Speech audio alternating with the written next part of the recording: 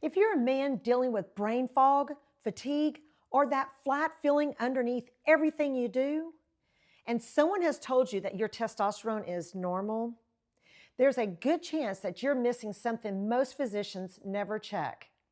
In the next 10 minutes, I'm going to show you what the research actually says about testosterone and your brain, and exactly what we look at in functional medicine on fixing it. I'm Dr. Myra Reed.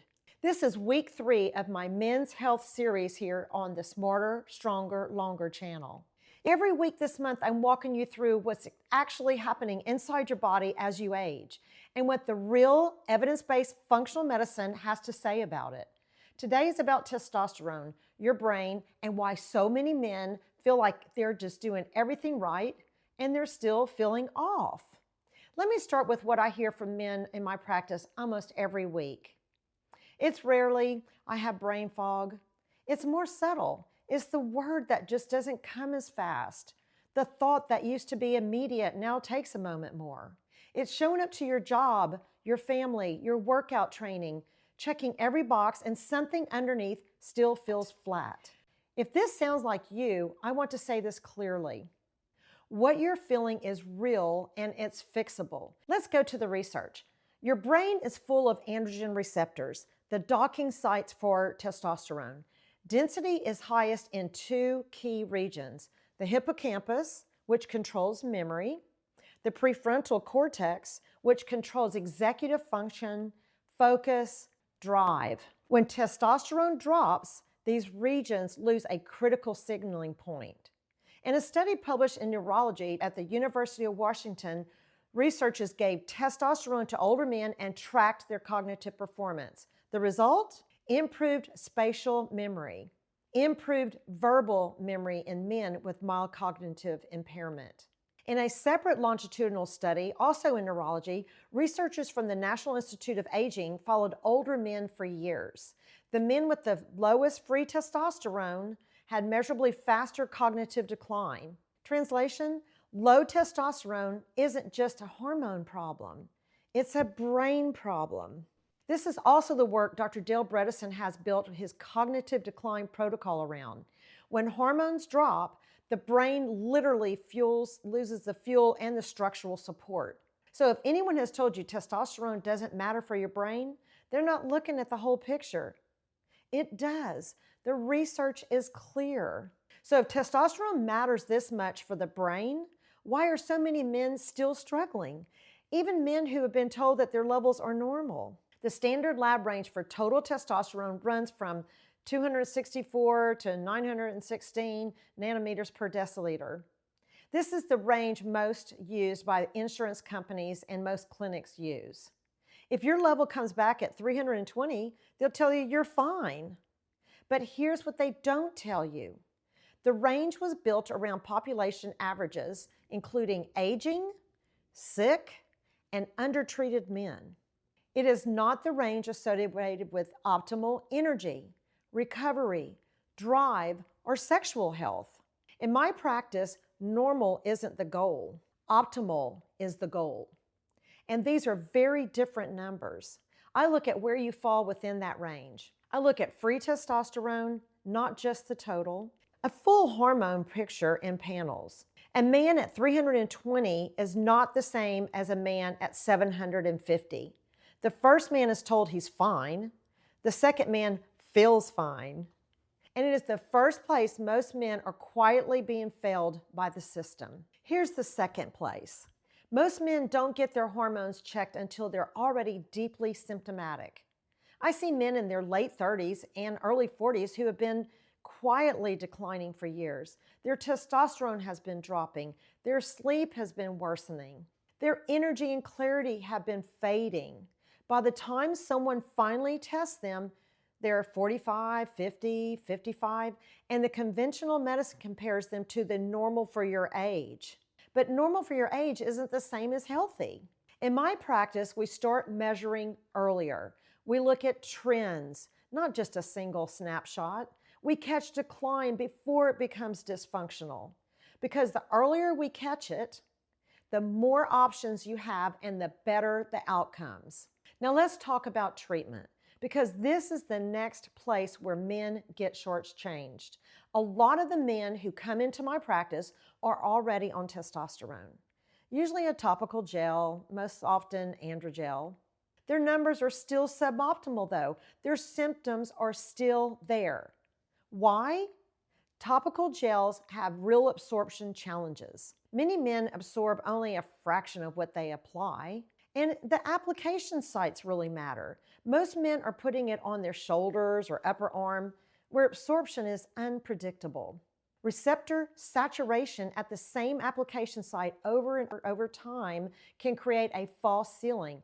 And concerns about skin-to-skin transfer with partners or kids can cause men to underapply or use the wrong areas entirely. So men think they're being treated. Their labs may even look okay, but not optimal. But their levels never reach truly the optimal levels, and they feel only marginally better or not really better at all.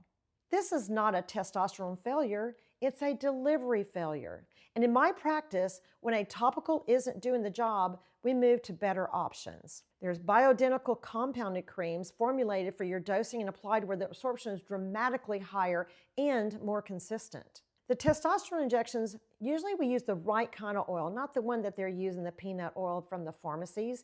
Pellet therapy for the right candidate is huge. Most men love it for the convenience and the ease of how it goes over time. Now, I want to take this one step further because there's something most men aren't told about testosterone replacement. When you take testosterone from the outside, like a gel, injection, or pellet, your body recognizes that supply. It does what it's designed to do. It shuts off your own production. Your pituitary stops sending the signal, your testicles stop producing, and over time, they can shrink, what we call atrophy, and your fertility can drop, sometimes dramatically. This is not a side effect, that's the mechanism. For some men, that trade-off is acceptable, but for many of the men I see, younger men especially, men who still want children, there's even a better option out there now. It's called enclomiphene. Enclomiphene works completely different. Instead of replacing testosterone from the outside and shutting off your own production, it signals your pituitary gland to do its job, to drive your testicles to produce testosterone more naturally. Your own testosterone climbs often into the optimal range. Your testicles stay active and protected. Your natural hormonal rhythm stays intact. In my practice, I've had excellent results with enclomiphene, especially for men with secondary hypogonadism, where the testicles still work fine, but the brain signal has weakened. So if you've been told testosterone replacement is your only option, it isn't. There's a path that helps your body do what it's already designed to do. And here's the part you cannot skip. Even with the right replacement, hormones don't work in isolation. The lifestyle inputs either multiply your results or quietly undo them. First is sleep. In a 2011 study published in JAMA, healthy young men who slept just 5 hours a night for 1 week saw their testosterone drop 10 to 15% in 1 week.